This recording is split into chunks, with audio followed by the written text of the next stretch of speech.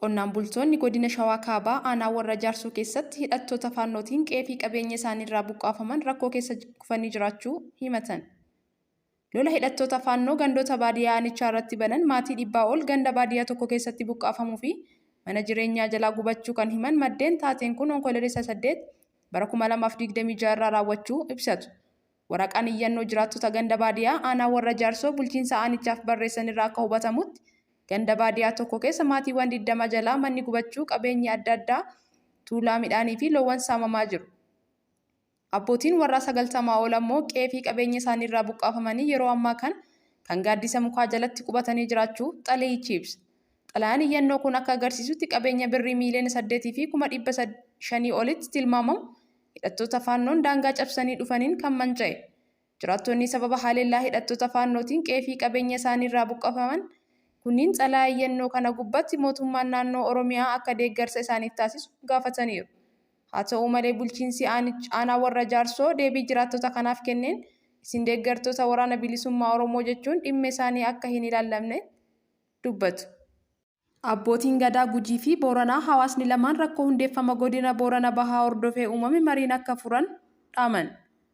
Abbootiin gadaa Booranaa fi Gujii murtee hundeeffama godina Boorana Bahaatiin booda muufii fi mormii mudate hordofee haalli jiru nagaa akka furu waamicha dhiyeessan. Abbaan gadaa Gujii Jiloomaandhoo fi abbaan gadaa Booranaa Kuraa Jaarsoon turtii VOA waliin taasisaniin uummanni lamaan rakkoo uumame mariidhaan akka furan hubachiisaniiru. Dhimmi hundeeffama godina haaraa kanarratti mormii gama Gujii irraa ka'e ilaaluuf gamtaan abbootii gadaa Oromoo yeroo 3 ol magaalaa Adaamaatti marii taasisus waliigaluu akka hin dandeenye kan himan abbaan gadaa Kuraa Jaarsoon mootummaan yaalii abbootii gadaatiif tumsa taasisuu qaba jedhan. Abbaan gadaa Kuraa Jaarsoo mootummaan bulchiinsaaf akka itti tolutti godinaa fi aanaa haa qoodu malee lafti Oromoo daangaa hin qabdu. Sanaaf tokkummaa Oromoo diiguuf namoota ergaa fudhatanii uummata kana walitti buusuuf carraaqaniif dhagahuu hin qabnu. Rakkoon uumame mariidhaan yoo furame gaariidha jedhan. Hamaas taankii Israa'el gara kaaba lixa Gaazatti tarkaanfachaa turan haleeluu isaa ibse. Haleellaa kanaan humna Israa'el gamoo tokko keessa ture dhabamsiisuu ibseera. Dubbi himaan ministeera biyya keessaa Gaazaa Iyaad Albaazuum Aljeziiraatti akka himanitti humnoonni Israa'el tarkaanfii isaanii kanaan kaabaa fi kibba Gaazaa addaan cituuf yaalii taasisuu ibsan. Mootummaan Kanaadaa namoota waraana kanaan miidhamaniif gargaarsi namoomaa qaqqabsiisuuf yeroodhaan waliigaltee waraana dhaabuu irra akka ga'amu gaafateera.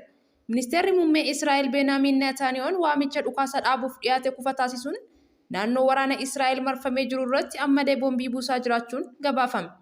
Manni amantaa Ortodoksii Israa'el haleellaa kaleessa galgala geggeessiteen wiirtuun seena qabeessa mana amantichaa Gaazatti argamu rukutamuu ibsuun haleellaa kanaan mootummaan Israa'el balaaleffateera. Hospitaalli michummaa Tarkii fi Filisxeem Gaazaa keessatti argamu haleellaa qilleensaan rukutamuu erga gabaafamee sa'a muraasa booda hospitaalli kan biraa haleellamuun gabaafame. Dubbii himtuu waajjira mirgoota namoomaa dhaabbata mootummoota gamtoomanitti Elizaabeet Roozol hospitaalota irratti xiyyeeffachuun haleeluun seera namooma idil addunyaa cabsutaa jedhan.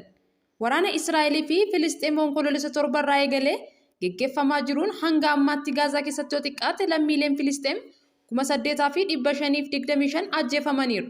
Israa'el keessatti ammoo namoonni 1,400 ol ajjeefamaniiru.